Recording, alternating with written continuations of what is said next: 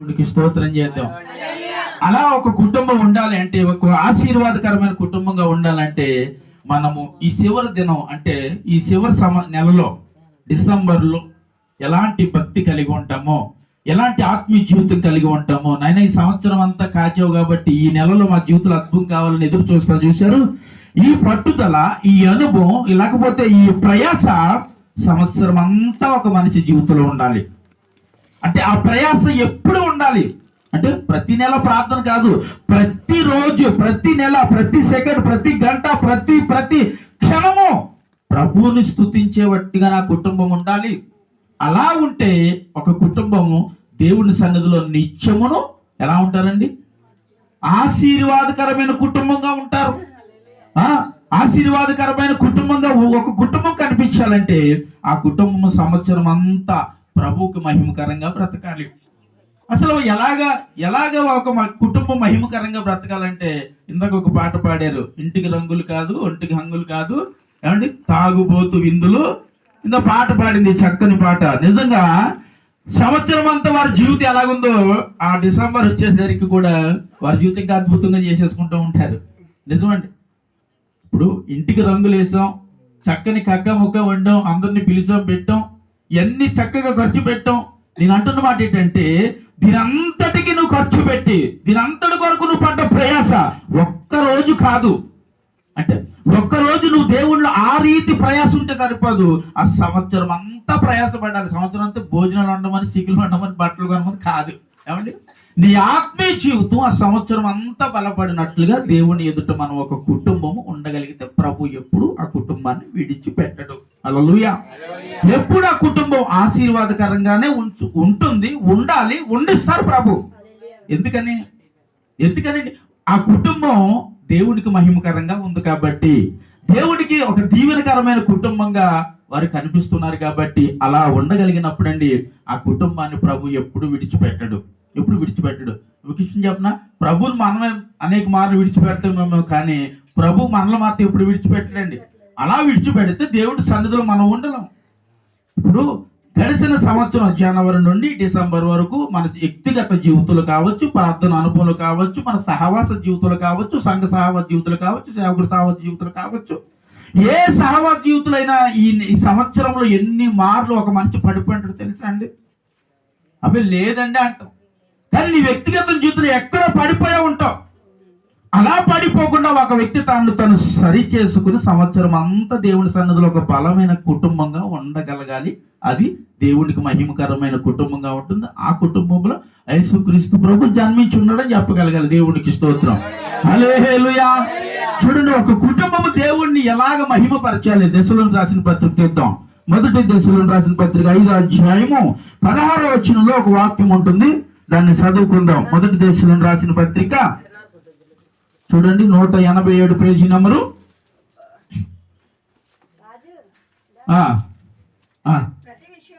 అయితే ప్రతి విషయమునందు కృతజ్ఞతాస్తుతులు చెల్లించాలి. ఇలాగు చేయట యేసుక్రీస్తునందు ఈ విషయములో దేవుని చిత్తము. హల్లెలూయా. ఏమండి, ఏ విషయంలో దేవుడికి కృతజ్ఞతలు చెల్లించాలి? ప్రతి విషయంలో. ఒక కుటుంబము దేవునికి ప్రతి విషయంలో కృతజ్ఞత కలిగినట్లుగా ఉండాలి. ఒక కుటుంబము దేవుడికి మహిమకరంగా ఉండాలంటే ఆ కుటుంబము దేవుడికి కృతజ్ఞతలు కలిగినట్లుగా వారి జీవితము, వ్యక్తిగతమైన అనుభవం ప్రభు ఎదుట కనిపించాలి. అంటే క్రీస్తులో ఆ కుటుంబం ఏం చేయబడాలి అనే వాక్యం అంటుందంటే ఆయనను మహిమపరచబడినట్లుగా. అది క్రీస్తుకు సాధ్యము, ఆయనలో జీవిస్తున్న నీకు సాధ్యము కావాలి. హల్లెలూయా. అది ఆయనకు సాధ్యం అవుతుంది కానీ నీకు నాకు ఈరోజు సాధ్యం కావట్లేదండి. ఒక వ్యక్తి దేవుణ్ణి మహిమపరిచే విషయంలో కావచ్చు, దేవుడితో చేసే సహవాసపు జీవితం కావచ్చు, ప్రభుతో ప్రతి ఒక్క జీవితంలో వారి జీవితాలు ఎలా ఉంటున్నాయి అంటే కృతజ్ఞతాస్తుతులు చెల్లించే కుటుంబంగా ఈ రోజు జీవించలేకపోతున్నాం. ఆ సంవత్సరంలో ఏదో చిన్న పొరపాటు నీ జీవితంలో రావచ్చు, దేవుడు ఏం చేశాడు అనొచ్చు, ఏదో తప్పు జరగచ్చు, దేవుడు ఏమి ఇచ్చాడు అనొచ్చు, ఏదో నీ జీవితంలో అనుకోని సంఘటన జరిగి ఉండొచ్చు, దేవుడు ఏమిట్టాడండి నాకు నువ్వు అనొచ్చు. కానీ ఇలాంటి పరిస్థితి దేవుడి యొద్ద నుంచి జారిపోయే అవకాశం ఉంటుంది. మరి ప్రతి విషయంలోనూ దేవుణ్ణి మహిమపరచాలంటే రెండు విషయాలు. ప్రతి విషయం అంటే నేను ఒకటి చెప్తాను. మొదట మేలు చెప్పాను, కిందట ఆదివారం కూడా చెప్పాను. రెండోది కీడు కూడా చెప్పాను. నేను మేలు జరిగినప్పుడు ప్రభువుని మహిమపరచుతాం, కీడు జరిగినప్పుడు ప్రభువుని ఖచ్చితంగా నేను చెప్తాను మహిమపరచగలవా? ఏమంటే పరచగలవా? నీ జీవితంలో మేలు జరిగినప్పుడు దేవుడికి స్తోత్రం అన్నావు, దేవుడికి మహిమ అన్నావు, దేవుడు చేశాడన్నావు, దేవుడు ఇచ్చాడన్నావు. కానీ నీ జీవితంలో కీడు కలిగినప్పుడు కూడా ఇలా మనం అనగలుగుతున్నామా అండి? నువ్వు ఇలాగ అనగలిగినప్పుడు ఆయనకు ప్రతి విషయంలో కృతజ్ఞతాస్తుతులు చెల్లించదు. ఆమేన్. ప్రతి విషయంలో జీవితంలో ఏదైనా కీడు జరిగినా అది దేవుడికి మహిమ కలుగునట్లుగా ఉండాలయ్యా అనే నోరు అప్పుడు మనకి నేను చెప్తున్నాను ఖచ్చితంగా రాదండి. ఎందుకంటే అన్నారు కదా, యోబు గారి శ్రమలంతా నా శ్రమలు కాదని. యోబు గారికి కలిగిన శ్రమలు మన జీవితంలోకి వస్తే మనం ఎందుకుంటుండే? అసలు దేవుడి మందిరంలో ఉండం మనం. కానీ ఆయన ఉన్నాడు. ఎందుకంటే ఆయనకి అట్టి ఓపిక ఉంది, అట్టి నిరీక్షణ ఉంది, అట్టి దైవ సన్నిధిని అనిపించే అట్టి కృప ఆయనకి దేవుడు ప్రత్యక్షతను ఆయనకి దేవుడు ఇచ్చాడు. అది నీకు ఇచ్చాడు, నాకు ఇచ్చాడు ఈరోజు. కానీ అందరికీ సాధ్యం కాదండి ఇది. ఎవరికి సాధ్యమయ్యా ఒక కీడును అనుభవించడం కూడా అంటే ఆయన మీద ఆనుకున్న వారికి ఆ కీడును కూడా అనుభవించగలరు వాళ్ళం. ఎందుకంటే కీడునిచ్చేవాడు మన జీవితంలో మేలును దాని వెనక దాగి ఉన్నదని చెప్పాడు ఆయన. దాగి ఉన్న మేలును మన జీవితంలో దేవుడు ఇస్తాడు. ఆ మేలును మనం ఎప్పుడు ఎత్తుకుతుంటాం, కానీ కీడెందుకు ఎత్తుకుతామండి? మన జీవితంలో జరిగిన కీడును బట్టి ప్రభుని, అదే నేను అంటున్నా, ఆ సంవత్సరంలో ఎన్నోసార్లు నీ వ్యక్తిగతమైన జీవితం ప్రభు దగ్గర నుంచి పడిపోయి ఉండొచ్చు, జారిపోయి ఉండొచ్చు. ఇక్కడ వాక్యం ఏమంటుందంటే ప్రతి విషయంలో దేవుని నువ్వేం చేయాలంటే స్తుతించాలంటుంది, మహిమపరచాలి ప్రభువుని అంటుంది అండి. ప్రతి విషయము. ఏ విషయం అండి? నీ జీవితంలో దేవుడు ఒక అద్భుతం చేశాడు, దేవుడికి స్తోత్రం. మేలు చేశాడు, దేవుడికి స్తోత్రం. ఇల్లు కట్టడానికి దేవుడికి స్తోత్రం. ఏది నీ జీవితంలో దేవుడు ఇచ్చాడు? ఏదో చిన్న బలహీనత వచ్చిందండి, ఏం చేయాలి ఇప్పుడు? ఎలా స్తుతిస్తామండి? స్తుతిస్తున్నారండి? ఆ శరీర సంబంధమైన బలహీనతో మనిషికి తెలియని ఏదో ఒక సమస్య, ఒక వ్యాధో, ఒక బాధో, ఏదో ఒక నిందో ఆ కుటుంబం మీదకు వచ్చినప్పుడు ఏం చేయబడతామయ్యా అంటే ప్రభువుని మనము స్తుతించలేమంటే స్తుతించలేము. ఇప్పుడు జరిగిన కార్యాలు కూడా ఆ సమయంలో మనము మరిచిపోయే అవకాశం ఉంది. దేవుడు చేసిన నీ జీవితం ఆ అద్భుతాలను కూడా మర్చిపోయే అవకాశం ఉంది. ఒకవేళ ఫ్లాటింగ్ వస్తుందా? దగ్గర ఫ్లాట్ అంటే మన జీవితంలో దేవుడు మేలు చేస్తే స్తుతించటము, కీడు చేస్తే దేవుడిని అవమానపరచడం కాదు. మన జీవితం నీ జీవితం ఎప్పుడు దేవునికి మహిమకరంగానే ఉండు. అది కీడైనా మేలైనా ఏది నీ జీవితంలోకి వచ్చింది ఈరోజు? ఈ కుటుంబం సాక్ష్యం ఇచ్చారు, చాలా అద్భుతం, చాలా సంతోషకరమైన సాక్ష్యం ఇచ్చారు. వారి జీవితంలో ఎన్నో కీళ్ళు జరిగింది. ఎవరి కాలంలో తన కుమారుని పోగొట్టుకున్నామే. ఇంకో విషయం ఏంటంటే తను దేవుడు తెలియకుండానే వెళ్ళిపోయారు. నేను అంటున్న విషయం, దేవుడు తెలియకుండానే ఒక కుటుంబం నుంచి పోగొట్టుకుని తన ఎంత ఏడ్చుంటుందో అయినా సరే దేవుడిని విడిచిపెట్టలేదండి. ఇది ఒక దేవునికి మహిమ కలుగును గాక. హల్లెలూయా. నీ జీవితంలో ఎంత భయంకరమైన కీడు కలిగినా నేను అంటాను, ఆ బిడ్డను ఒకసారి నేను చూసినప్పుడు ఎంత భయంకరమైన కీడు అనుభవించినప్పటికీ దేవునికి మహిమకరంగా బ్రతకగలుగుతున్నావా? బ్రతుకుతున్నారు కదా, జీవించగలుగుతున్నారు కదా. అంటే ప్రభువుకి ఒక కుటుంబం మహిమకరంగా ఉండాలంటే చెప్పండి, మేలు చేసినా స్తుతించాలి, కీడు చేసినా. కీడు ఎందుకు చేస్తాడు? ఇప్పుడు పరలోకపు తండ్రి, సర్వ సృష్టికర్త, సకల ఆశీర్వాదములకు కారణభూతుడు నీకు కీడెందుకు చేస్తాడు? ఏమంటే నీకు కీడే చేయాలంటే నువ్వు క్రిస్మస్ ఏమని ఆరాధిస్తున్నావు? ప్రభు వచ్చాడండి మన పాపం కొరకు అంటున్నాం కదా. క్రిస్మస్ దాని కొరకే కదా చేస్తున్నాం. యేసు నా కొరకు పుట్టాడని కదా చేస్తున్నాం. మరి యేసు నీ కొరకే ఈ భూమి మీద పుడితే నీకెందుకు కీడు చేస్తాడు? కీడు నుండి విడిపించబడటానికే కదా ఆయన భూమి మీదకి వచ్చాడు. నీ జీవితంలో మేలు చేయడానికే కదా ఈ భూమి మీదకి వచ్చాడు. నీ జీవితంలో ఎన్ని భయంకరమైన కీడులు, సమస్యలు, కష్టాలు, నష్టాలు, ఇరుకులు, ఇబ్బందులు, వ్యాధులు, బాధలు, అవమానములు, నిందలు ఎన్ని నీ జీవితంలో లోనికి వచ్చినా వాటన్నిటి నుంచి తప్పించడానికి యేసు ఈ భూమి మీదకి వచ్చాడు. ఆమేన్ చెప్పండి. హల్లెలూయా. వీటన్నిటిని తప్పించడానికి ఆయన ఈ భూమి మీదకి వచ్చాడు. అదే ఈ రోజు నువ్వు చేస్తున్న క్రిస్మస్. నేను అంటున్నాను, డిసెంబర్లో ఆయన పుట్టాడని చేసేది కాదు. సంవత్సరం అంతా నీ హృదయంలో ఉండగలిగితే అసలు నేను అంటాను అదే కదా క్రిస్మస్. అసలు డిసెంబర్లో చేసేది కాదు, సంవత్సరం అంతా నువ్వు చెయ్యి. యేసు నువ్వు నాలో పుట్టావు. ఎక్కడ పుట్టాడు చెప్పండి? ఎక్కడ పుట్టావు చెప్పాలి. నీ హృదయంలో ఎప్పుడైతే యేసుక్రీస్తు ప్రభు పుడతారో అదే క్రిస్మస్ ఏంటి. అంతే. నీ జీవితంలో ఎప్పుడైతే యేసు ప్రభువును అంగీకరించావో, మార్పు చెందావో, మారుమనసు పొందావో, రక్షణ పొందావో, ఇదే అసలైన క్రిస్మస్ చేయాలి. ఆ రోజే రంగులు, ఆ రోజు చేయి, దేవుడికి మహిమకరమైన జీవితాన్ని జీవించు. అంతేగాని సంవత్సరానికి ఒకసారి మాత్రం దేవుని మహిమపరచొద్దండి. సంవత్సరానికి ఒకసారి మాత్రం దేవా నీకు స్తోత్రం అని అనొద్దు. ప్రతిరోజు యేసు క్రీస్తు తన మహిమ ఐశ్వర్యం చొప్పున నీ ప్రతి అవసరతను తీర్చే దేవుడు ఆయన. ప్రతి అవసరతను తీరుస్తున్నాడు ఈరోజు నీకు నాకు. ఆ అవసరతను పొందుకుంటున్నా నీవు నేను ప్రభు ఎదుట ఎలా బ్రతక చెప్పండి? ప్రభు ఎదుట ఆయనకి సాక్ష్యపు జీవితం నీలో కనిపించదురుగాక. ఆమేన్. ఎలాంటి జీవితం కనిపించాలి దేవుడికి? మనలో ఒక అద్భుతమైన సాక్ష్యపు జీవితం కనిపించాలి. అలా కనిపించాలంటే ప్రభుకి నువ్వు సత్తిపోయేదాకా అన్నాను కదా, సత్తిపోయేదాకా మనము ఆయనకి కృతజ్ఞతాస్తుతులు చెల్లించి ఆయనకి మహిమకరంగా ఒక వ్యక్తి బ్రతకటమే క్రిస్మస్. దేవునికి స్తోత్రం. హల్లెలూయా. ఇలాంటి ఒక అనుభవం, ఇలాంటి ఒక వ్యక్తిగతమైన జీవితం, ఇలాంటి ఒక కుటుంబము నేను అంటున్నాను ఎప్పుడు ఆశీర్వాదకరంగా ఉంటుందండి. ఆమేన్. హల్లెలూయా. నీ జీవితంలో కీడు వచ్చింది, నీ జీవితంలో బాధ వచ్చింది, మీ జీవితంలో అవమానం వచ్చింది, వాటిని తప్పించడానికే యేసు వచ్చాడు. స్తోత్రం చెప్పండి. వాటి నుంచి విడిపించబడటానికే నీకు యేసు నీ వద్దకు వచ్చాడు.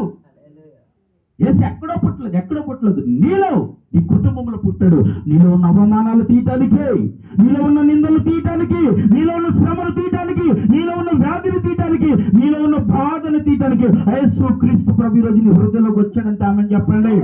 హల్లెలూయా.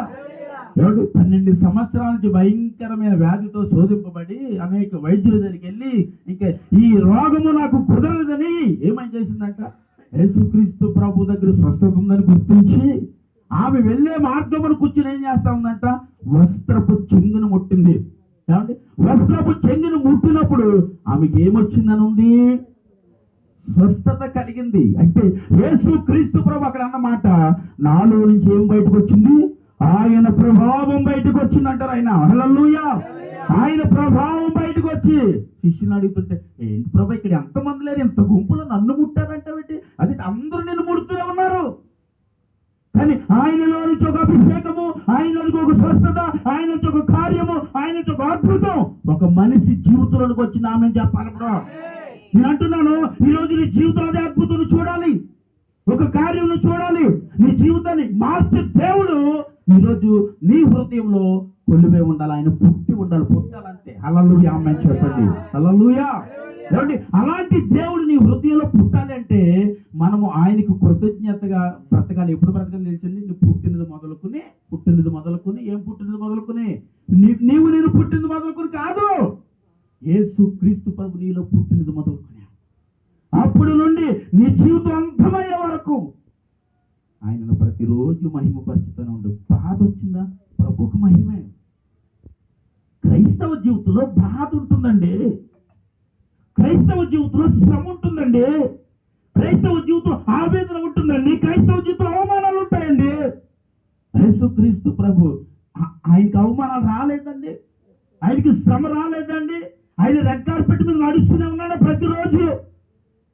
ఆయన జీవితంలో ప్రతిరోజు శ్రమను అనుభవించాడు, ప్రతిరోజు అవమానం అడిగించాడు, ప్రతిరోజు తన జీవితంలో భయంకర దుఃఖాన్ని. అందుకనే నేను ప్రతిరోజు ఒలివ కొండకి వెళ్ళి రాత్రి అంతా ఏడ్చి నీ కొరకు నా కొరకు ప్రార్థించాడు. ఆ ప్రార్థన ఈ రోజు నీకు నాకు రక్షణ రూపంలో వచ్చింది. ఆమె చెప్పండి. హల్లెలూయా. ఆ రోజు రాత్రి అంతా ఒలివ కొండకి వెళ్ళి ఆయన ఏడ్చి ప్రార్థించాడని రాయబడి ఉంది.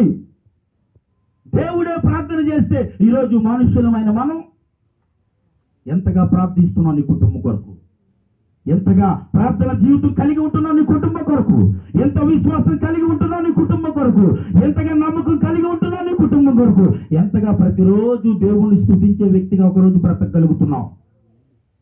స్తోత్రం చెప్తున్నామా? హల్లెలూయా. ఏమండి, ఒక జీవితంలో నీ జీవితంలో దేవునికి ప్రతిరోజు ఎలా ఉండాలంటండి? కృతజ్ఞతలు చెల్లించేటట్టుగా ఉండాలి. ఇప్పుడు నేను అన్నాను, అవమానం వచ్చినా, నిందలు వచ్చినా, కష్టం వచ్చినా, బాధలు వచ్చినా, వ్యాధులు వచ్చినా, ఏది నీ జీవితంలోకి వచ్చినా ప్రభువుకు మాత్రమే మహిమ కలుగునుగాక. ఆమేన్. ఎందుకంటే ప్రభు ఆజ్ఞ లేకుండా ఏది నీ జీవితంలోనికి రాదంటే ఆమె చెప్పండి. ఏది నీ జీవితంలోకి రానివాడైనా ఆయన నీకు కాపరే ఉన్నాడు, ఆయన నిన్ను కాచువాడే ఉన్నాడు, ఆయన రక్షకుడే ఉన్నాడని వాక్యం అంటుంది. ఒక మనిషిలో ఉన్న పాపాన్ని చూసి ఆ మనిషిని రక్షించడానికి భూమి మీదకి వచ్చాడని వాక్యం అంటుంది. చూడండి, మత్తయి సువార్త ఒకసారి తీయండి. మత్తయి సువార్త 1వ అధ్యాయము 21వ వచనం ఒకసారి చదవండి.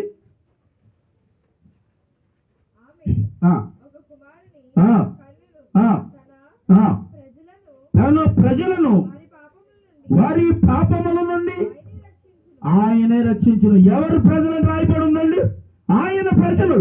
ఎవరు ప్రజలు చెప్పాలండి? ఈరోజు ఇక్కడ కూర్చున్నా నీవు నేను ఆయన ప్రజలమంట.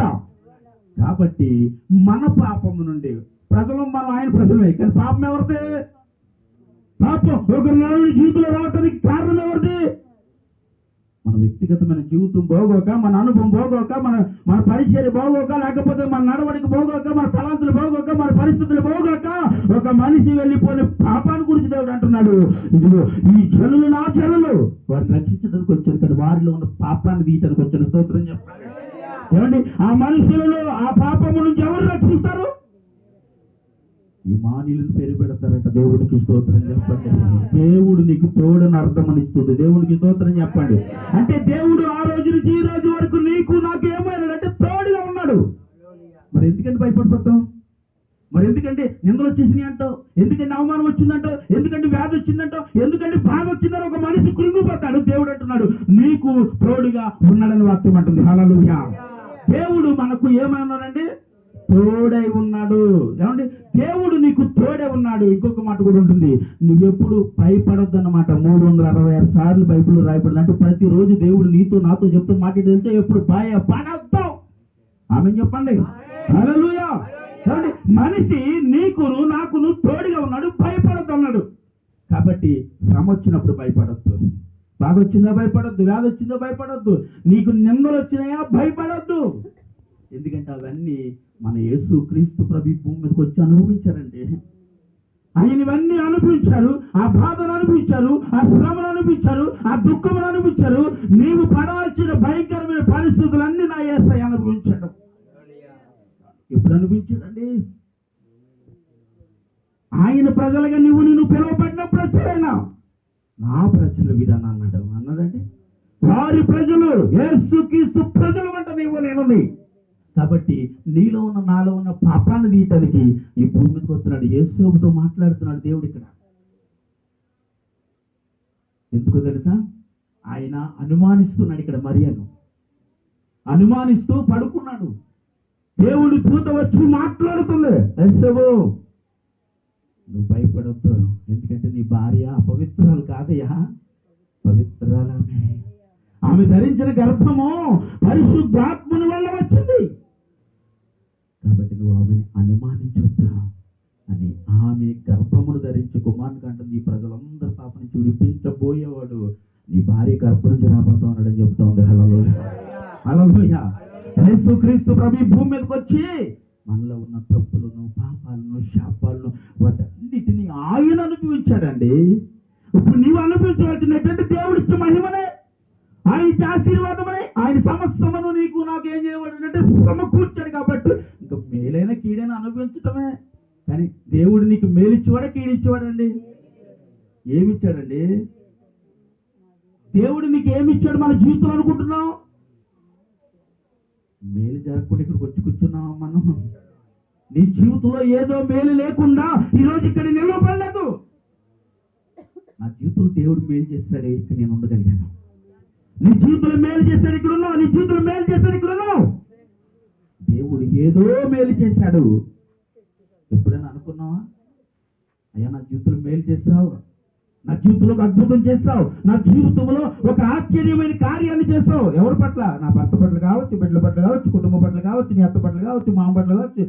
ఏ సమస్య లేకపోతే ఏ విషయంలోనూ దేవుడు ఒక అద్భుతం చేశాడండి. ఆ అద్భుతం చేయకుండా ఈరోజు నీవు నేను ఇక్కడ లేవు. నీ జీవితంలో ఒక అద్భుతం ప్రభు వలన జరగకపోతే యేసుక్రీస్తు ప్రభువును ఒక మనిషి స్తుతించడం అసాధ్యము, మనిషి దేవుని కనపరచడం అసాధ్యము. ఎందుకంటే ఆయనను మహిమపరచాలంటే నీ జీవితంలో ఏదో ఒక అద్భుతం చూడాలంటే. ఆమె చెప్పండి.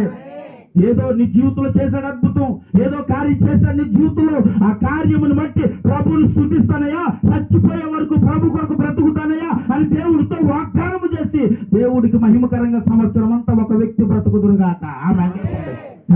ఒక మనిషి సంవత్సరం అంతా బ్రతకాలి. ఒక రోజు బ్రతకొద్దండి, ఒక రోజు బ్రతకొద్దు, ఒక రోజు జీవితం సరిపోతుంది. జీవితం ఒక రోజు ప్రార్థన చేస్తే, అలాగైతే యేసుక్రీస్తు ప్రభు ఒలీవ కొండ మీదకి ప్రతిరోజు వెళ్ళి ప్రార్థించవలసిన అవసరం యేసయ్యకు లేదు.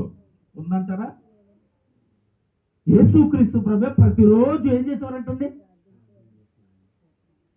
రాత్రంతా ప్రార్థించారంటే యేసయ్య. మరి మన జీవితంలో చేసిన అద్భుతాన్ని బట్టి ఒక్క రోజు ప్రభువుని స్తుతిస్తూ ప్రార్థించినాం. ఒకవేళ ఏదైనా కీడు చేస్తే అప్పుడు ప్రార్థించలేం. కీడు చేసినా పడుకుంటాం, అయ్యో దేవుడు నా జీవితంలో కీడు చేసాడు నాకు వద్దంటాం. మేలు చేస్తే వందనాలు ప్రభు స్తోత్రం హల్లెలూయా అంటే అయిపోయింది. ఆయన స్తుతించడంలో ఒక మనిషి జీవితం అబద్ధం అయిపోయింది. ఆయన దగ్గర ప్రార్థించే విషయంలో ఒక మనిషి జీవితం అబద్ధం అయిపోయింది. ఈరోజు ప్రభు దగ్గర నీ జీవితము ప్రభుని ఎల్లప్పుడూ ఏం చేయాలంటే నువ్వు మహిమపరచాలి. ఒక వ్యక్తి దేవుడిని మహిమపరిచే విషయంలో ఎప్పుడు కాంప్రమైజ్ కాకుండా బ్రతకగలగాలి. అలా బ్రతకగలగాలంటే నీ జీవితం వ్యక్తిగతంగా చాలా అద్భుతంగా ప్రభు సన్నిధిలో ఉండగలగాలి. అలా ప్రభు సన్నిధిలో ఉండగలగాలి అంటే దేవుడు నీ జీవితంలో చేసిన అద్భుతాలను జ్ఞాపకము చేసుకోవాలి. ఏం చేయాలి చెప్పండి? ఒక మనిషి తన జీవితంలో దేవుడు చేసిన అద్భుతాన్ని జ్ఞాపకం చేసుకుంటే కీడినంతగా నవరవేయవలసిన అవసరతే లేదండి. ప్రతి కీడి వెనక బైబిల్ ఉన్నట్టు ప్రతి కీడి వెనక మేలును దాచుంచాను. తెలుసు దేవుడు నా జీవితంలో కీడు కలిగింది, దాని వెనక మేలు తాగి ఉందని మనిషికి తెలుసు. దేవుడు ఇవ్వబోతున్న వాగ్దానము తెలుసు. కానీ ఒక మనిషి ఆ కీడు తన జీవితంలో రాగానే దేవుడిని నిందేస్తూ అవమానపరుస్తున్నాం, లేకపోతే బాధాకరమైన జీవితం కలిగినట్లుగా దేవుడికి నువ్వు నేను బ్రతకగలుగుతున్నావు ఈరోజు. కానీ మనం చదివేటప్పుడు అంటాం, ప్రభా కీడు వెనకేం దర్శించు, మరి ఆ మేలు నీ జీవితంలో త్వరలో జరుగుతుందని ఎందుకు విశ్వాసం ఉంచు? ఏదో మేలు జరగకపోతా ఉందని ఎందుకు నమ్మకంగా ప్రభు దగ్గర బ్రతకలేకపోతున్నావు? అయ్యో యేసు పుట్టాడన్నావు, యేసు జన్మించాడన్నావు, యేసు నా హృదయంలోకి వచ్చాడన్నావు కదా.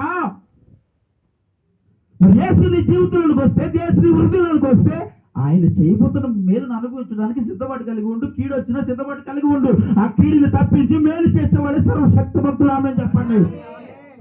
నీ జీవితంలో కీడు వచ్చిందని మాత్రం ఎప్పుడు దేవుడు ఒక్క మాట నీ నోట నుండి రాకున్నట్టుగా యోబు గారి కోసం చెప్పారు కదా. యోబు తన నోట నుండి ఒక్క మాట రాకున్నట్లుగా బ్రతికాడు. యోబు లాంటి జీవితం మనలోకి వస్తే ఒక్క మనిషి ఇక్కడ కనపడం. అలాంటి పరిస్థితి ఒక్క వ్యక్తి జీవితంలోకి వస్తే ఆయన నిలవబడి అడిగాడేమో, కానీ ఇప్పుడైతే ఒక్కడ నిలవబడలేదు. చిన్న కార్యం జరగలేదంట, చిన్న అద్భుతం జరగలేదంట, చిన్న పని జరగలేదంట, చిన్న అనుకున్నది ఏదో జరగలేదంట. ఈరోజు ఒక మనిషి దేవుడికి దూరం అయిపోతున్నాడు, సంఘానికి దూరం అయిపోతాడు, సేవకులకు దూరం అయిపోతాడు, సంఘ సామర్థ్యానికి దూరం అయిపోతున్నాడు. ఈరోజు ఒక మనిషి దేవుడు ఏదో చేయలేదు. ఎన్ని చేశాడు దేవుడు నీ జీవితంలో? ఎన్ని ఇచ్చాడమ్మా? నీ పాపాన్ని తీసాడు, దానికి మించిన బహుమానం ఉందా నీ జీవితంలో? ఎవడు నీ కొరకు నా కొరకు ఒక మనిషి ప్రాణం పెట్టగలడు? ఎవరు ఒక మనిషి నీలో ఉన్న పాపాలు నీలోకి ఎవరైనా ఒక్క మనిషి రాగలడా? వచ్చాడు దేని విడిచి? పరలోకాన్ని విడిచి భూమి మీదకి వచ్చాడు నీలో ఉన్న పాపాన్ని తీయడానికి. వాళ్ళు చప్పట్లు పడేసే నా మన మైంపరచుకోండి. హల్లెలూయా. ఈరోజు నీలో ఉన్న పాపాన్ని తీయటానికి పరలోకాన్ని విడిచాడు, తండ్రిని విడిచి వచ్చాడు ఆయన. అన్నిటిని యోగ భోగములన్నిటిని విడిచి మనిషి కుమారుడు తల వాల్చుటకు స్థలము ఎవరికి? ఆయనకి తలవాల్చుటకు స్థలము లేని సమయంలో ఇక్కడికి వచ్చాడు. స్థలము లేకుండా ఒక పేదవాడిగా బ్రతికాడు. తునీకరించబడిన వ్యక్తిగా భూమి మీదకి వచ్చాడు. ఎన్నిక లేని కుటుంబంలో వచ్చాడు. ఏమండి, అసలు ఆ దేశానికి అంత పేరు ప్రాఖ్యాతులు లేని దేశంలో పుట్టాడు.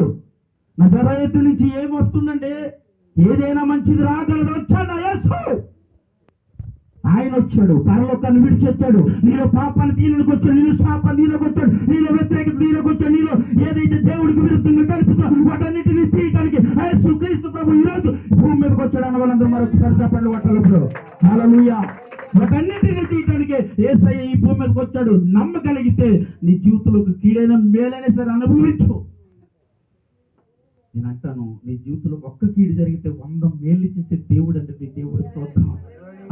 ఒక్క కీడు నీ జీవితంలో జరిగి ఉండొచ్చు, దానికి మించిన 100 మేలు ఈరోజు ఒక మనిషికి ఇచ్చే దేవుడు మన దగ్గర ఉన్నాడు.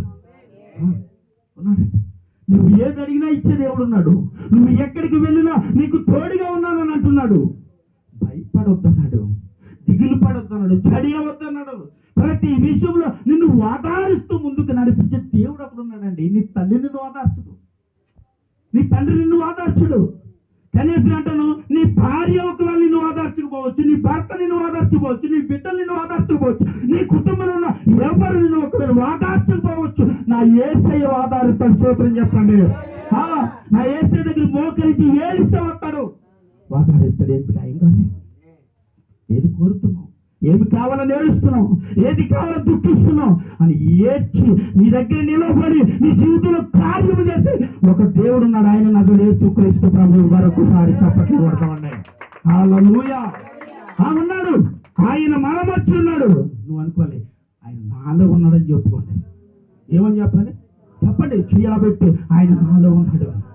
ఆయన నీలో ఉంటే నీ జీవితంలో ప్రతి దినము మేలేనండి. ఆమె కీడికి సోటెవడైనా నీ జీవితంలో జరుగుతున్నా ఆయన ఎందుకు చూస్తున్నాడంటే నీ విశ్వాసమును పరీక్షిస్తున్నాడేమో, నీ జీవితాన్ని పరీక్షిస్తున్నాడేమో, నీ వ్యక్తిగతమైన అనుభవాన్ని పరీక్షిస్తున్నాడేమో. అసలు నీ జీవితం ఎలాగుంటుందో ఒక్కసారి ఏం చేస్తామండి. చిన్నపిల్లడు అండి, నడుస్తూ ఉన్నాడు, పడిపోతాడు, తల్లిదండ్రులు తెలియదేటి. కానీ ఎందుకు ఆ దూరంగా ఉండి చూస్తారు? ఎందుకు చూస్తున్నారండి? ఆడు పడిపోతున్నాడు, పాప గుండె బరువు అయిపోతుంది, తల్లికి చెరువు అయిపోతుంది. అయ్యో బిడ్డ పడిపోతున్నాడు, అయ్యో దెబ్బ తగ్గుతాడేమో. ఆ తల్లికి బాధ ఉంది, ఆ తండ్రికి బాధ ఉంది. కానీ వాడిని నడవాలి. అలా వదిలితే వాడు నడవగలడు. వాడు అలా వదిలితేనే త్వరగా నడక నేర్చుకోగలడు. అలా వదిలితేనే వాడికి అన్నీ తెలుస్తూ ఉంటాయని ఆ సమయాన్ని తల్లిదండ్రులు గుండెను పట్ల చూసుకుని చూస్తుంటారు. కాబట్టి అలా పడి లేచినే వాడి జీవితంలో నడవగలగండి. నీ జీవితంలో శ్రమ వచ్చినప్పుడు నా యేసయ్య చూస్తున్నాడు. నీ విశ్వాసం ఎలాగుందో, నీ ఆత్మీయ జీవితం ఎలాగుందో, నీ వ్యక్తిగతమైన అనుభవం ఎలాగుందో, కీడు వచ్చినప్పుడు ఎలాగున్నావు, మేలు వచ్చినప్పుడు ఎలాగున్నావు, మంచి ఎలాగున్నావు, చెడ్డ జరిగినప్పుడు ఎలాగున్నావు, దేవుడు ఆశీర్వదించినప్పుడు ఎలాగున్నావు, ఆశీర్వాదం నీ వద్ద నుంచి తీసేసినప్పుడు ఎలాగున్నావు. దేవుడు నిన్ను కూడా ఆ తల్లి తండ్రి పరీక్షించుకుంటూ నా దేవుడు నిన్ను పరీక్షిస్తున్నాడు అని చెప్పాడు. హల్లెలూయా. ఆ పరీక్షలో ప్రతి మనిషి గెలవాలి.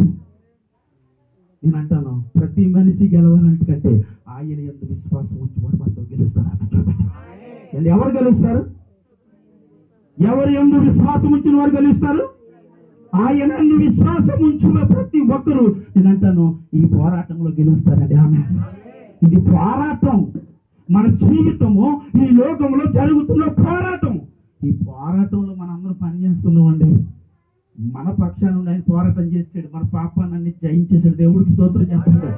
నీలో ఉన్న పాపముతో పోరాటం చేసి ఆయనను మరణము కూడా బంధించడం సాధ్యం నా దేవుడిని. ఈ శ్రమ బంధించదా, ఈ కష్టాలు బంధిస్తాయా, నిందలు బంధిస్తాయా, అమ్మవారు బంధిస్తుందా? ఏది బంధిస్తుంది? నా యేసుని మరణమే బంధించలేదు. కాబట్టి నీ జీవితం అవి జరుగుతూ ఉంటే నా దేవుడు చూస్తూ ఉండడు. స్తోత్రం చెప్పండి. ఏం చేయడండి? చూస్తూ ఉండడు. నీ జీవితంలో బాధ వచ్చినప్పుడు పర్వాలేదు అని అనుకున్న దేవుడు కాదు. శ్రమ వచ్చినప్పుడు పర్వాలేదులని వదిలేసే దేవుడు కాదు. నీ జీవితంలో బాధ వచ్చింది ఏడ్చావా, నింద వచ్చింది ఏడ్చావా, శ్రమ వచ్చింది ఏడ్చావా, నీ జీవితంలో అనుకున్నది ఏదో జరుగుతుంది ఏడ్చావా, వస్తాడండి దేవుడు. వచ్చి నిన్ను ఏం చేస్తాడు? ఓదార్చుతాడు. నువ్వు కోల్పోనివన్నీ నీకు మరలా తిరిగి ఇవ్వగలిగిన శక్తి మాత్రం. నువ్వేది నీ జీవితంలో కోల్పోయావో, ఎప్పుడు కోల్పోయావు? లోకంలో ఉన్నప్పుడు కోల్పోయావు, ప్రభులోకి వచ్చే కోల్పోయావు. ఎప్పుడు నీ జీవితంలో కోల్పోయావో, ఏది కోల్పోయావో కోల్పోను ప్రతి ఒక్కటి రెట్టింపు ఆశీర్వాదం నాకు దేవుడు అప్పగిస్తాడు మరలా నీ జీవితంలో. ఆమె హల్లెలూయా. కోల్పోయిన ప్రతి ఒక్కటి మరలా నీ జీవితానికి అనుమతించగలిగిన దేవుడు యేసుక్రీస్తు ప్రభువే. కాబట్టి నువ్వు ఏ విషయంలో దిగులు పడక, జడియక, భయపడక, అవిశ్వాసం నుంచి, నమ్మకం నుంచి, యథార్థత నుంచి ప్రభు నా జీవితంలో కార్యం చేస్తాడని విశ్వాసంతో బ్రతుకు. ఎందుకంటే నీ హృదయంలో ఆయన ఏమైనాడు అంతే. పుట్టాడు. ఎప్పుడు పుట్టాడు? క్రిస్మస్ అండి. ఎప్పుడు? డిసెంబర్ 25 ఇంకా 28వ తారీఖు. అంటే ఇంకా పుట్టలేదు. ఇంకా 4 రోజులు ఉందండి, ఇంకా పుట్టలేదు అయ్యారు. నేను అంటున్నాను, ఒక మనిషి యేసయ్యని ఎప్పుడైతే అంగీకరిస్తాడో అప్పుడు నీ జీవితంలో యేసయ్య పుట్టాడు. అదే క్రిస్మస్. దేవునికి స్తోత్రం. అదేనండి అసలైన క్రిస్మస్ నీ జీవితంలో. ఇది కలిగి ఉండాలంతే. డిసెంబర్ వచ్చినప్పుడు వద్దు. ఎప్పుడు నీ జీవితంలో ఆయన వచ్చాడో, ఎప్పుడు నువ్వు అంగీకరించావో, ఎప్పుడు నీ జీవితంలో కార్యం చేస్తాడో, ఎప్పుడు రక్షణ పొందావో, ఎప్పుడు ప్రభు కొరకు బ్రతకాలని తీర్మానం చేసుకున్నావు, అదే డిసెంబర్. అంతే. ఇది ఎప్పుడు నీ జీవితంలో ఉండాలి. నేను అన్నాను, శ్రమ వచ్చినా, బాధ వచ్చినా, ఇరుకులు వచ్చినా, ఇబ్బందులు వచ్చినా దేవుడిని విడిచిపెట్టద్దు, సంఘాన్ని విడిచిపెట్టద్దు, సేవకులు విడిచిపెట్టద్దు, దేవుడి సహవాసాన్ని విడిచిపెట్టద్దు. విడిచిపెట్టుకున్న నీ జీవితాన్ని వ్యక్తిగతంగా దేవుడితో సహవాసం చేస్తూ ఆయన ఎంతో నిలకడగా నిలవబడిన వారి జీవితంలో దేవుడు కార్యం చేస్తాడు. ఆమేన్. హల్లెలూయా. ఆయన నీ జీవితంలో కార్యము చేస్తాడు. చెయ్యని దేవుడు కూడా కాదు. కార్యాలు చేయని దేవుడు కాదు. కార్యాలు చేశాడని మనకి, నాకు కార్యం చేశాడని ఎవరన్నా నమ్మగలిగితే మీ కుడి చేయి చూపించండి. మీ జీవితంలో కార్యం చేశాడా? నీ జీవితంలో చేయలేదట. ఇంకా దేవుడికి స్తోత్రం. హల్లెలూయా. ఏమండి, ఇక్కడ ఉన్న ప్రతి మనిషి జీవితంలో ఏం చేశాడంటే దేవుడు కార్యం చేస్తాడండి. ఈ కార్యము నీ జీవితంలో జరిగినది మొదలుకొని ఎప్పటి వరకునండి అంటే ఇంకా నా ప్రాణం ఉంది, నా ప్రాణాత్మ శరీరంలో ప్రభువుకి ఏం చేయాలి? లోపర్చంటే. అలా లోపరిచి నువ్వు బ్రతికేస్తే సమస్తాన్ని తెచ్చి నీ పాపం సరిపట్టి ఏది కావాలంటే తీసుకుంటే. ఆమేన్. హల్లెలూయా. ఆశీర్వాదం లేక బాధపడుతున్నావా? నా దేవుడు ఇస్తాడు. ఏమంటే వ్యాధితో బాధపడుతున్నావు, స్వస్థపరుస్తాడు. ఇక్కడ 12 సంవత్సరములతో బాధపడిన స్త్రీ దగ్గరికి వచ్చి అన్నాడు, కుమారి నీ విశ్వాసం. ఎవరి విశ్వాసం చెప్పండి? కుమారి అని నీ విశ్వాసం ఆమెను స్వస్థపరిచింది. ఏమంటే అలాగే అనలేదు కదా యేసుక్రీస్తు ప్రభు. ఎవరు పేరు పెట్టి పిలిచాడో వారిని అన్నమాట. ఏంటంటే నీ విశ్వాసమే నిన్ను స్వస్థపరుచుతుంది, నిన్ను బ్రతికిస్తుంది, నిన్ను నడిపిస్తుంది, నిన్ను నిలబడుతుంది, నిన్ను పడిపోకుండా కాపాడుతుంది. నీ విశ్వాసమే నీ జీవితాన్ని ప్రభు ఎదుట నమ్మకత్వాన్ని చూపిస్తుంది. ఆమేన్. నీ జీవితం ప్రభు ఎదుట నిలబడిన విధానమే నీకు నీ జీవితంలో అనేకమైన బహుమానములు యేసయ్య దగ్గర నుంచి పొందుకునే కృపను దేవుడు నీకు. చచ్చిపోతాడని హిజ్కియాకు 15 సంవత్సరాల ఆయుష్ పొడిగించేశాడు. ఏదో తల్లిగారు అన్నారు, ఎవరు లాజరు గారి సమాధిలో చచ్చిపోయి 3 రోజుల తర్వాత బతికాడంట. అంటే ఎట్లండి, మనం చదివిందే కదా. ఎన్ని రోజుల తర్వాత అండి సమాధిలోంచి వచ్చేసాడు. ఎలా ఉన్నాడు? నడిచి రాగలడా? వస్త్రాలతో చుట్టేసిన వాడు ఒక మనిషి సమాధిని పెగిలించుకుని బయటికి రాగలడా? నా దేవుడికి అది సాధ్యం అండి. బ్రతికించి బయటికి తీసుకొచ్చాడు. చచ్చిపోయిన మనిషిని పునాదులు పగలగొట్టి బయటకు తీసుకొచ్చితే నీ జీవితంలో శ్రమలు ఎంతండి, ఆయనకి కష్టం ఎంతండి, బాధ ఎంతండి, వ్యాధి ఎంతండి, నష్టం ఎంతండి, కష్టం ఎంతండి జీవితం. అవన్నీ ఉన్నా కానీ వాటిని అక్కడే కార్యం చేసిన దేవుడు నీ జీవితంలో కార్యం ఎందుకు చేయడు?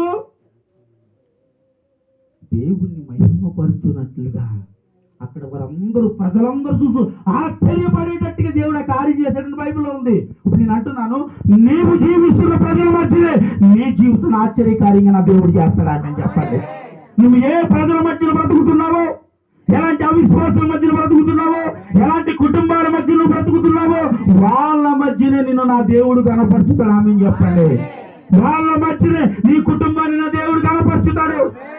వ్యాధిలో, బాధలో, శ్రమలో, కష్టంలో, ఇరుకులో, ఇబ్బందులు ఎక్కడున్నా ఏ పరిస్థితిలో ఉన్నా, ఏ పరిస్థితులు, ఏ సమయంలో అయినా సరే నా దేవుడు వాటి నుంచి నిన్ను తప్పించి దేవుడు మాత్రమే మూడ్ చేసే దేవుడు కాదు.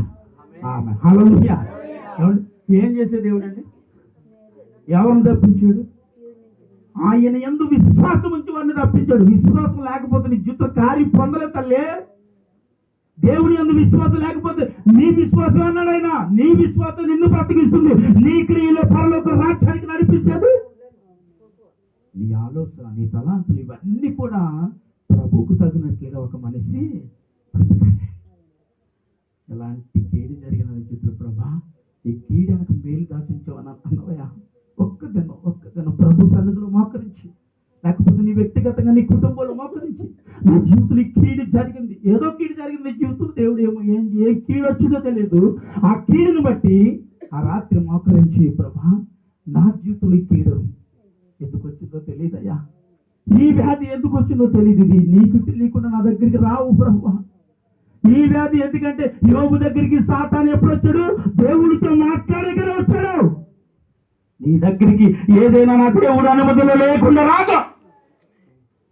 అక్కడికి వెళ్ళి సాతానుగాడ యెహోవాతో మాట్లాడబడిన తర్వాత యోబు కుటుంబంలోనికి వాడు వచ్చినట్లుగా బైబిల్లో రాయబడింది. ఈ రోజు నీ జీవితంలో ఏది జరుగుతుందన్నా ఆ కీడు వెనక మేలును చూడటానికి, నీ విశ్వాసమును పరీక్షించడానికి, నీ వ్యక్తిగతమైన జీవితాన్ని చూడటానికి, పరిశుద్ధ కార్యములు పొందుకుని నీ జీవితం దేవుడి సన్నిధిలో ఎలాగుందో చూడటానికి ఒకవేళ దేవుడు పరీక్షించి ఉండొచ్చు నేను, అంతే. దానికి తగ్గినట్టుగా నీ జీవితం దేవుని సన్నిధిలో కనిపించినట్లుగా బ్రతుకామే. హల్లెలూయా, హల్లెలూయా. దేవుడికి తగినట్లుగా ఒక మనిషి ఈ రోజు బ్రతకలేకపోతున్నామండి. మనిషి తన జీవితంలో ఎన్నో కార్యాలు పొందుకుంటున్నాడు, ఎన్నో కార్యాలు దేవుడు చేస్తున్నాడు. చేసిన కార్యాలను బట్టి వారు దేవుడికి మహిమకరంగా ఒక కుటుంబం ఈరోజు బ్రతకలేకపోతున్నారు. అలాంటి సమయంలో దేవుడు ఏడుస్తాడండి, బాధపడతాడండి, కృంగిపోతాడండి. నిన్ను నన్ను చూసి, అయ్యో ఎన్ని మేలు నీ జీవితం, ఒక్క కీడును బట్టి ఎందుకు పెట్టాను జారిపోయావు, ఎందుకు నీ అవిశ్వాసాన్ని చూపించావు, ఎందుకు నేను కార్యం చేయాలని అనుకున్నావు? ఎందుకంటే ఆయన కార్యములు చేయబడటది. ఇది యెహోవా వలన కలిగిన, ఆయన వలన కలిగిన కార్యాలు ఎన్నో నీ జీవితంలో జరుగుతాయి, అంతే. అలాంటి కార్యాలన్నీ నీ జీవితంలో జరగటానికి ఆయన ఈ భూమి మీదకి దిగొచ్చేసాడండి స్వయంగా. ఆమె చెప్పండి ఏమండి. అక్కడి నుంచి చేయటం కాదు, డైరెక్ట్ ఎక్కడికి వచ్చేసాడు? ఇంకా నీ మధ్యకి వచ్చేసాడు, అంతే. ఇంకా నీ పాపాన్ని తీయటానికి, నీలో ఉన్న శాపమును తీయటానికి, నీలో ఉన్న దేవుడికి అవిధేయతను తీయటానికి ఆయన విధేయుడై పరిశుద్ధుడై ఈ భూమి మీదకి ఎప్పుడు వచ్చాడండి? డిసెంబర్ 25వ తారీఖున వచ్చాడండి. దేవునికి స్తోత్రం, హల్లెలూయా. డిసెంబర్ 25వ తారీఖున వచ్చాడని అనుకుంటున్నామండి. దేవుడు నీ జీవితంలో ఎప్పుడైతే వాటన్నిటికీ కట్టుబడి ఒక మనిషి నీతిగా, నిజాయితీగా, విశ్వాసంగా, యథార్థంగా ప్రభువుకి కనిపిస్తాడు అని అంటాను, ఆ రోజు నీ కుటుంబంలో నా యేసయ్య పుడతాడు. ఆ రోజు నీ చేతులకు వస్తాడు. ఆ రోజు వచ్చి భయపడద్దు అన్నాడండి, భయపడొద్దు అన్నాడు. జడీకి అన్నాడు, దిగులు పడొద్దు అన్నాడు. యెహోషువ అంటాడు, దిగులు పడొద్దు, నేపథ్యం కలిగి ధైర్యంగా ఉండు. ఒక మనిషిని ధైర్యపరిచే విషయంలో దేవుడు గొప్పతనం అండి. ఒక మనిషి బలహీనుడని దేవుడికి తెలుసు. ఒక మనిషి అవిశ్వాసం అయిపోతాడని దేవుడికి తెలుసు. ఒక మనిషి దేవుడి దగ్గర నిలవబడలేకపోతే దేవుడికి తెలుసు అండి. దేవుడు అన్నాడు, మోషేకి తోడైతే ఉన్నానో అలాగే నీకు కూడా తోడుంటాడు బిడ్డ. ఏంటి, జడియొద్దు, భయపడొద్దు, దిగులు పడొద్దు, తోటిలో జారిపోగా విశ్వాసంతో నిలబడంతే ముందు నేనుంటాను అన్నాడు దేవుడికి స్తోత్రం. ఏమండి, ఇప్పుడు మన ముందు ఎవరు ఉంటారు? నిజం చెప్పండి సార్, ఎక్కడ ఉన్నాడండి దేవుడు ఈరోజు?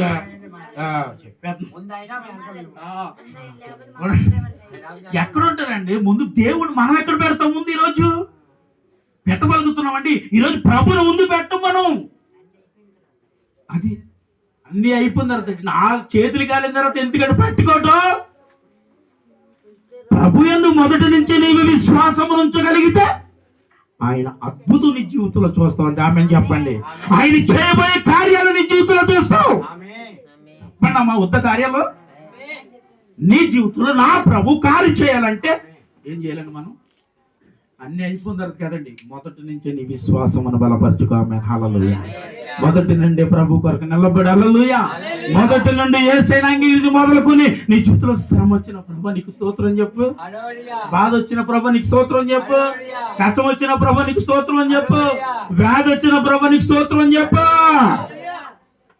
అప్పుడు వాటిని నీ జీవితంలో నా దేవుడు తప్పించగలిగానండి. దేవుడికి స్తోత్రం అండి. తప్పిస్తాడా లేదా? తప్పించగలడు. ఎలాంటి ప్రమాదకర పరిస్థితుల్లో పడిపోయినా నిన్ను తప్పించగలడు. ఎప్పుడో తెలుసా అండి? ఎప్పుడు చెప్పండి? నీ విశ్వాసం ఆయన పట్ల ఉంచినప్పుడు. హల్లెలూయా.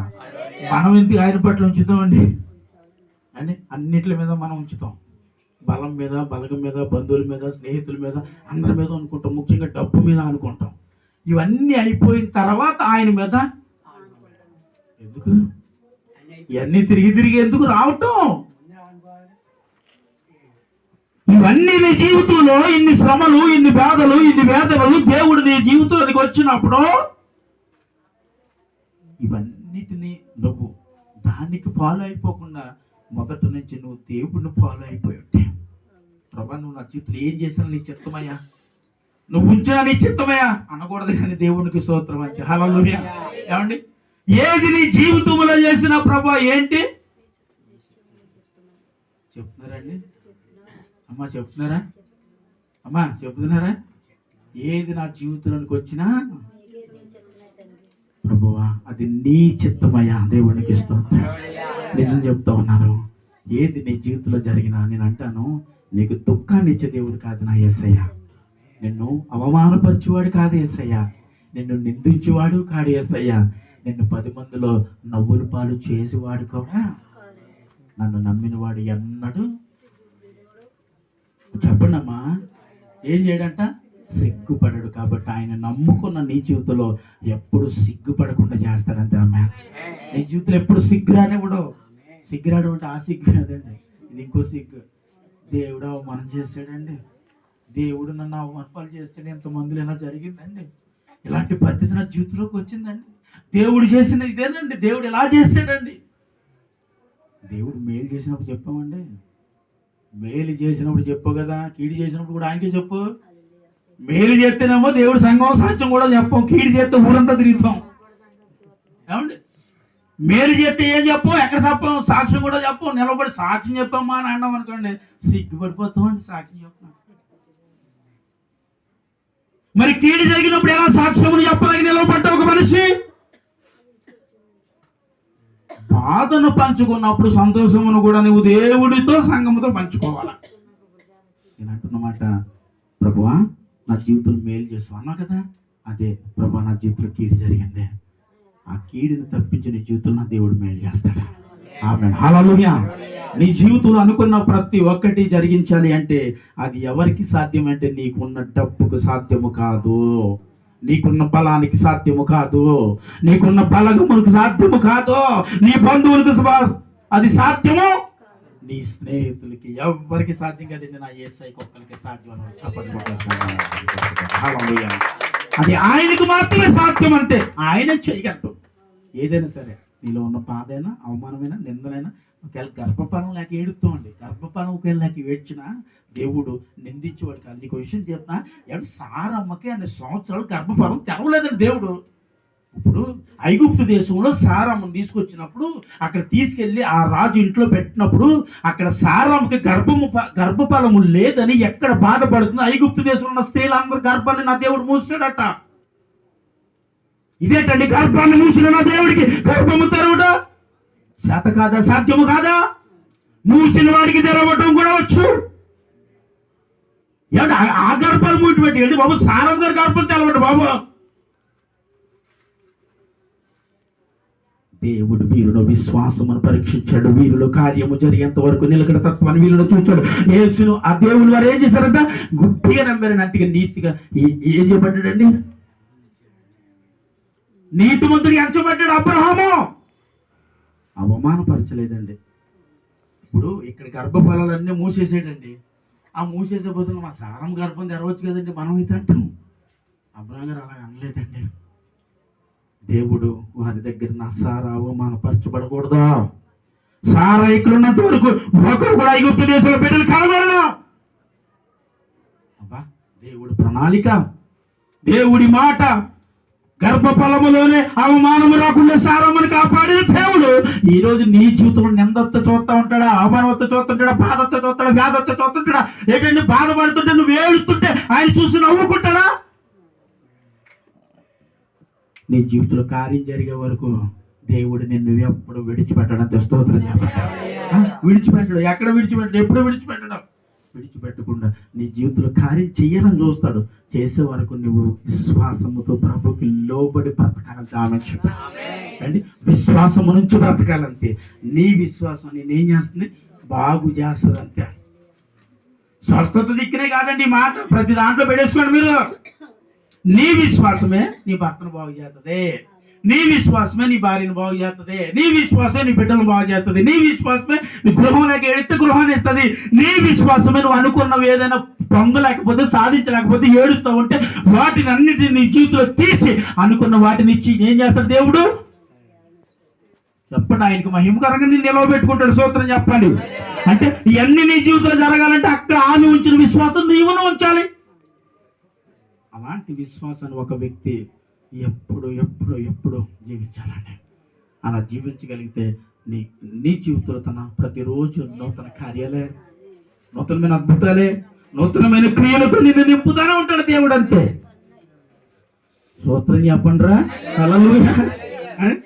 ఇలాంటి నూతనమైన కార్యాలు ఎన్నో నీ జీవితంలో ప్రతిరోజు చేస్తా ఉంటాడు. ఎప్పుడు మనం ప్రభువుని మనతో ఒక్కటేనండి.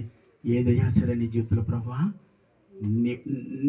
నీ క్రియలే అంటే నీవు చేయకుండా నా జీవితంలో ఏది జరగదయ్యా, నువ్వు చేస్తేనే జరుగుతుంది. నా బంధువుల వల్ల కాదయ్యా, నా స్నేహితుల వల్ల కాదయ్యా, నాకున్న ఈ ధనం వల్ల కాదయ్యా, నాకున్న ఆస్తుపాస్తుల వల్ల ఏమీ కాదయ్యా, నువ్వు ఉంటే నా జీవితంలో కార్యం జరుగుతుంది అన్నవా? ఆ మొదటి స్థానమును ప్రభుకి ఇచ్చావా? ఆ మొదటి స్థానమును ప్రభుకి, ఆ మొదటి స్థానమును ఆయనకి ఇచ్చి నా ఇంట్లో నాలో ఇప్పుడు ప్రభా నువ్వు ఇలా ఉండగలిగితే ప్రతిరోజు నా ఇల్లంత కార్యాల దేవుడికి స్తోత్రం. మనసం తీసుకెళ్ళి ఇంట్లో నిలబెట్టుకుంటే ఉపయోగం కుటుంబం ఆశీర్వదింపబోయిందంట. ఏంటి అంటే దేవుడిని ఇంట్లోకి వచ్చి ఆశీర్వాదాలన్నీ ఎవరు వస్తారు? చూడండి, ఫిలిప్పీయులకు రాసిన పత్రిక 4వ అధ్యాయము 19వ వచనం ఒకసారి చదవండి.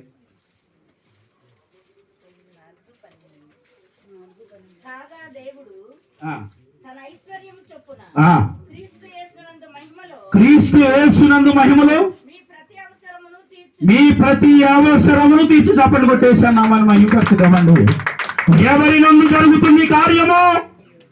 యేసు క్రీస్తు తన మహిమలో జరుగుతుంది. ఆయన మహిమలో మాత్రమే నీ ప్రతి అవసరతను తీర్చు దేవుడు.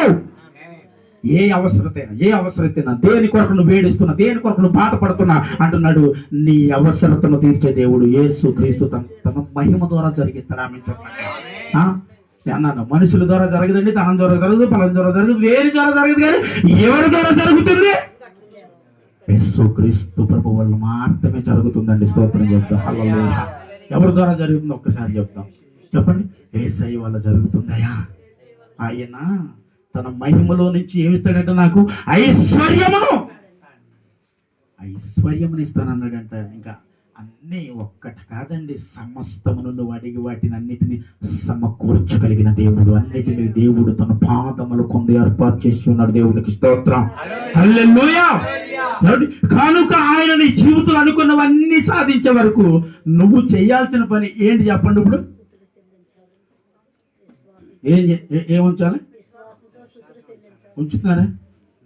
విశ్వాసం ఉంచుతున్నారండి. దేవుడు కార్యం నీ జీవితంలో జరిగే వరకు, దేవుడు నీ జీవితంలో అద్భుతం చేసే వరకు విశ్వాసం ఉంచుతున్నారా? అనుకున్నది నీ జీవితంలో సాధించే వరకు విశ్వాసం ఉంచుతున్నారా? ఒక రోజు, 2 రోజులు, 3 రోజులు, నెల రోజులు, 1 సంవత్సరం పాటు నీ జీవితంలో ప్రార్థన చేసిన జీవితం జరగలేదని దేవుని ఎప్పుడు విడిచిపెట్టద్దు. రండి 25 సంవత్సరాలు 25 సంవత్సరాలు ఏం చేశాడంట? బిడ్డ పుడతాడయా నువ్వు ఇచ్చిన వాగ్దానం నెరవేరుతుందయా ఎదురు చూశాడండి అబ్రహాము. యేసేపు జీవితము ఐగుప్తు దేశానికి అమ్మబడినప్పుడు 13 సంవత్సరాలు ఇచ్చిన దర్శనం నెరవేరుతుంది నిలవబడ్డాడు యేసేపు. అందుకని 13 ఏళ్ల తర్వాత తన జీవితంలో అనుకున్న కార్యాన్ని నా యేసేపు ఒక్కరు చెప్పట్లేదు. మీరు ఇక్కడ చేశాడండి నా దేవుడు. చెప్పండి అమ్మ, ఇలా చేయబట్టుకుని చెప్పండి. చేశాడు నా దేవుడు.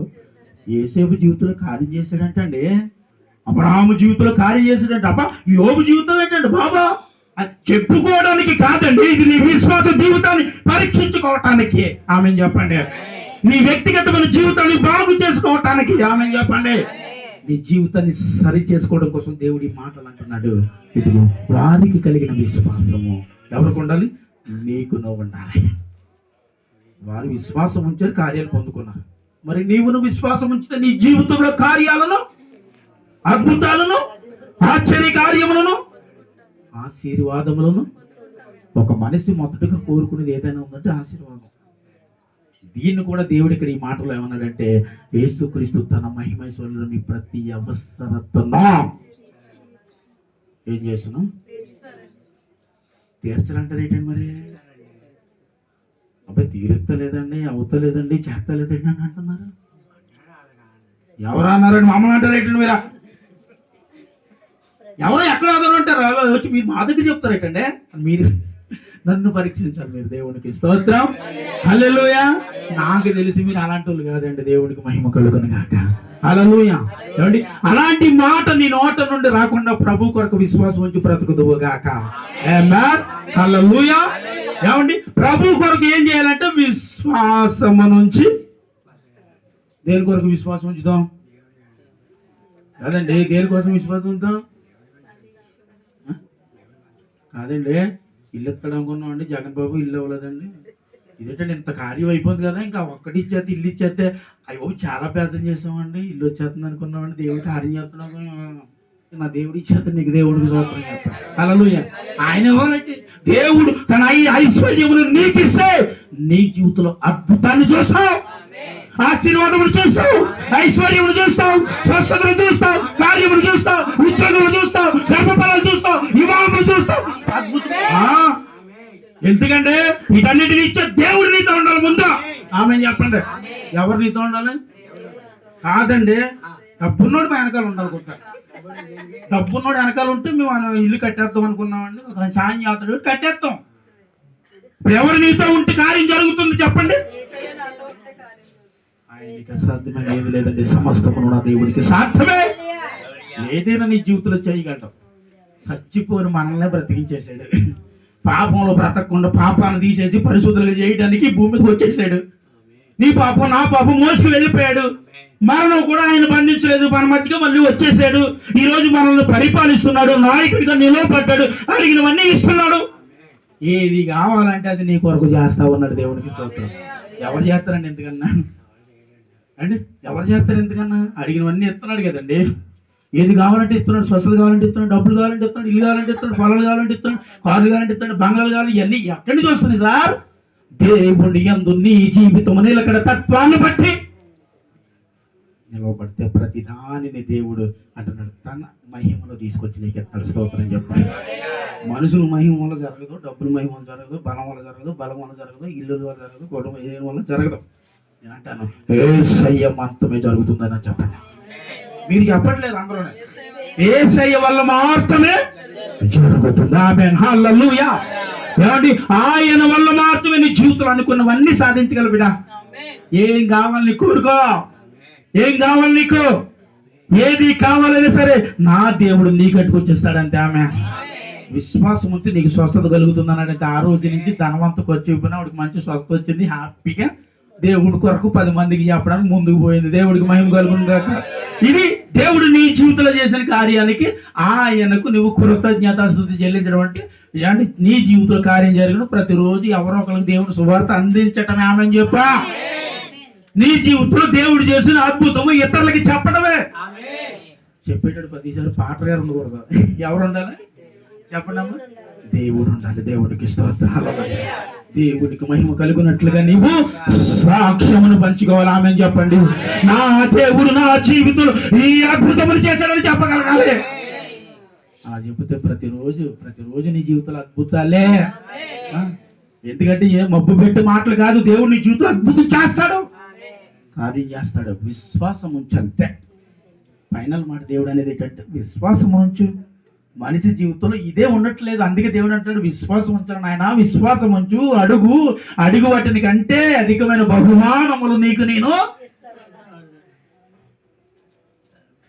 అమ్మా కాదండి, అడిగిన వాటికంటే ఊహించిన వాటికంటే అత్యధికమైన బహుమానాలు ఇచ్చేస్తాడు దేవుడికి స్తోత్రం. హల్లెలూయా. అంటే ఇవన్నీ ఒక మనిషి జీవితంలోనికి రావటానికి నీవు దేవుని యందు విశ్వాసము నుంచి చెప్పండి సార్, బతకాలని చెప్పండి అండి. దేవుడు చేస్తానన్నాడండి, దేవుడు ఇవ్వాలండి, మనుషుల వల్ల అవ్వదండి అని అన్నాడు. దేవుని జీవితంలోనికి మనమే గుర్తించలేదు, చేసాడు కార్యం నువ్వే గుర్తించలేదు, చేసాడు అద్భుతం నువ్వే గుర్తించలేదు, ఇచ్చాడు ఉద్యోగం నువ్వే గుర్తించలేదు, ఇచ్చాడు కర్మఫలం నువ్వే గుర్తించలేదు, ఇచ్చాడని కావాల్సినవన్నీ నీవే గుర్తించలేదేమో. అంటే దేవుడు మన జీవితంలో కార్యం చేశాడు, మనం గుర్తించలేదేమో. అంతే. గుర్తించగలిగితే నీ జీవితం అంతా ప్రభుకి మహిమకరంగా బ్రతకాలి. ఆమేన్. హల్లెలూయా. మళ్ళీ మనం ఏలూరు వెళ్ళిపోవాలి కదండి, భోజనాలు చేయాలి అనుకున్న సమయానికి దేవుడు చక్కని మాటలు ఇచ్చాడు. ఈ మాటలు ప్రభు మనందరి హృదయాల్లో దీవించి అభివృద్ధి చేసి ఫలించినట్లు చేయనుగాక.